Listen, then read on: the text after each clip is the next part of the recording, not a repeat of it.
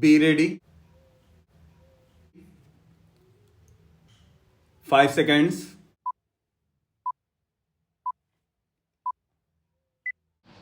Start. Sir, as we look at our imports, which have increased by 9 to 10 times of our exports, we find that the major elements which have led to this shooting up of our imports have been first crude oil and petroleum products, which occupy now 70% of our imports. Mr. Finance Minister in the Associated Chambers of Commerce meeting yesterday gave the figure of 72%, and he said that we must plan to bring it down to 60%. So the major components of our huge import bill are: first, the petroleum products and crude oil, and second, the group of other items of maintenance such as fertilizers, edible oils, cement, etc. Now, Mr. Vice Chairman, my fourth point is that the import policy which has been announced in this House for this year does not deal with the main elements. These two groups of elements, namely crude oil and petroleum products and fertilizers, edible oil and cement, which are causing this huge deficit.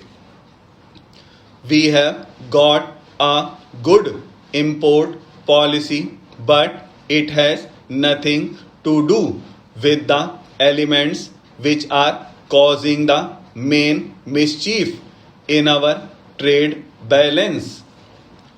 Let me summarize or recall what has been stated in our new import policy. The new import policy has removed 160 items from the open general license. It has shifted 42 from the restricted to the banned list, and it has placed 63 new items under the open general license. Now, if I am not mistaken, Mr. Vice Chairman, this import policy will reduce our imports this year from that of last year by rupees 100 crores. Now, this rupees 100 crores reduction of our imports by this new import policy is about 0.8% of our total import bill. That is all that our import policy does, because the new import policy has nothing to do, as I said, with the two major elements causing the import bill to go up, namely crude oil and petroleum products and fertilizers, edible oils and cement. Now, may I say that with rupees 100 crores reduction, the new import policy is going to economize on the import bill for the next year, is not likely to be on account of the import bill on items other than petrol, etc. If the finance minister is right, if the government is right and the president's address is right, there is going to be an upsurge of 10% in industrial development. If investments and industries pick up, this import policy will not lead to any economy. A rupees 100 crores reduction in imports will not come about. Therefore, I leave this point by saying that the import policy of the government is good and is necessary for what I call non-important items that we need to have outside the import policy. Therefore, I want to plead in the House with the government for national energy policy. Mr. Vice Chairman, I am one of the economists who has studied the energy problem and published a possible national policy under which there can be at least 25% economy in the next year in our use of crude and petroleum products.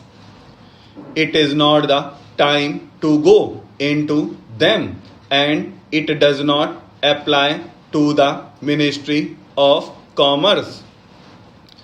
But the deficits in our imports, which are primarily due to the deficits in import of crude oil, for a national energy policy which is urgently needed. Once again, would plead for this, as this is one of the means of getting our imports in some sort of in line with our exports. As far as fertilizers, edible oils, and cement are concerned, I do not see any reason why we are continuing these large and increasing imports of these items instead of utilizing the existing capacity of our units fully. The story of capacity utilization in fertilizers and cement companies for the last year makes sad reading. Therefore, outside the import policy, the government needs to take action on these two groups of items: the crude oil and petroleum, and the fertilizers, the edible oils and cement, to make us more self-reliant and self-sufficient in our production, as one of the means of having our imports in line with our exports. My fourth comment, Mr. Vice Chairman, is with regard to our exports.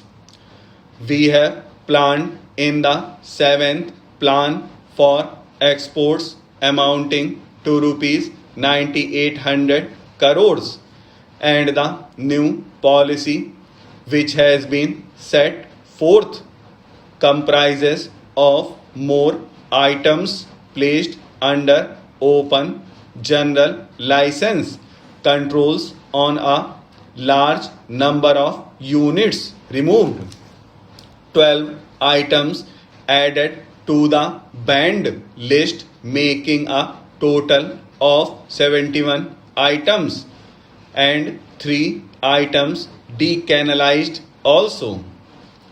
This gradual taking away of controls shall help the industry to grow in the right directions as envisaged in the budget.